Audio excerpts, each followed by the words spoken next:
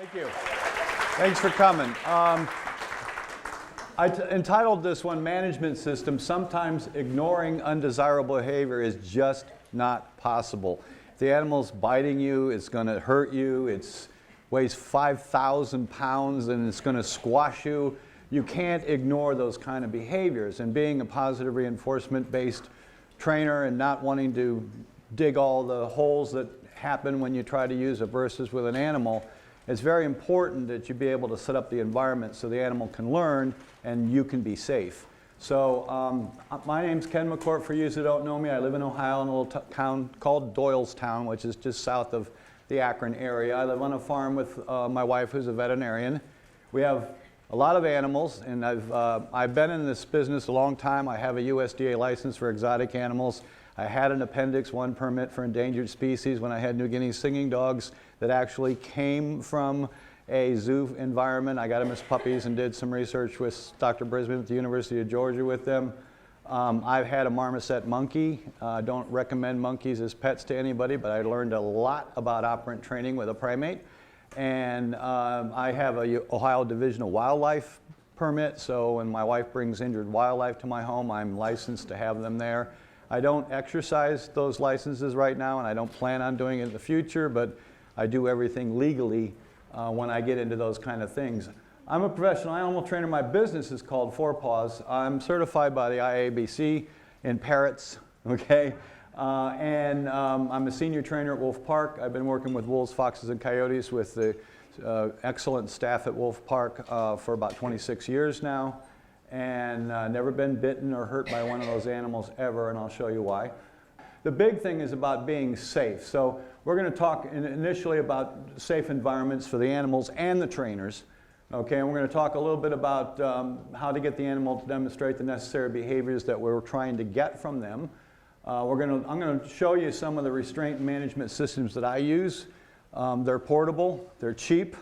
Actually, I actually carry the equipment with me, because when I go to a client's home, I go to clients' homes most of the time, and I'm on the animal's environment, and I don't run any kind of training classes. I did that years ago, but I see the ones that nobody wants to get near in my area, and I'm into safety. I've never been seriously injured by an animal. I never will be, because I use my brain before I go in there. And as I tell people that what's your favorite tool in my toolbox, I always say my brain.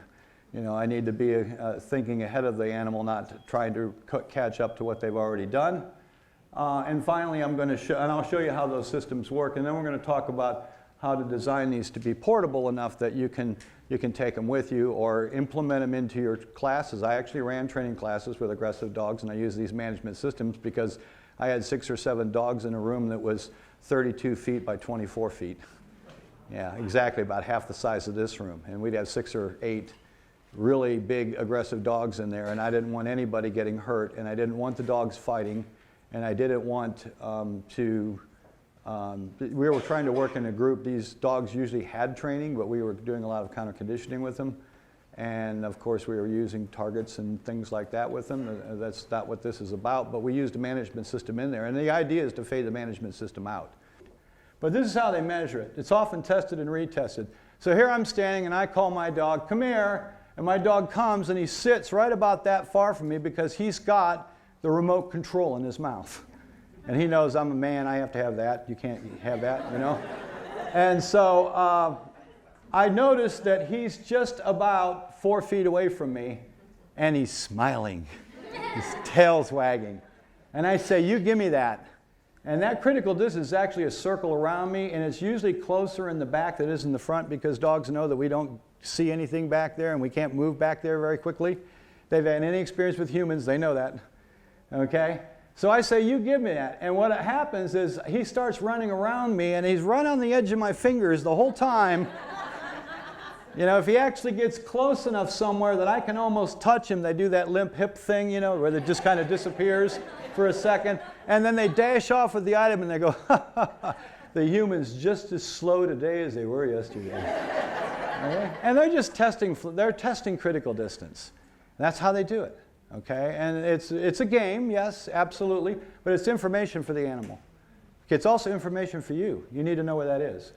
Okay, so personal space, or what's sometimes called social distance, means very close, usually means physical contact. Again, I wait for the animal to touch me first. Okay, in most cases, it's a violation of etiquette to enter any animal's personal space without their permission. If you don't know me from Adam and I walked up on the street and tried to hug you, I'd probably get slapped. Okay, and if I didn't, there's something wrong with you. Remove the dog from the environment for which you have no control. You know, if you've got your highest level of management going and you have no control of the animal, remove them from the environment. Start again. It's like resetting them. I don't punish them for that. I reward them for it. Okay, but the idea is that I don't have any control over this animal's behaviors. He's making the wrong choice repeatedly in that environment. End the training session. And if I'm putting him in a kennel or a crate or another room, I'm giving him something wonderful. I'm not punishing you by isolating you. There's no punishment involved. You're being heavily reinforced for leaving us, for not being next to us. And again, this is not an animal that's got a separation issue with me. You know, that would be punishment. So I'm not doing that. Okay, but by the same token, I'm going to control, you know, the choices the animal makes until they're making reliably the right choices.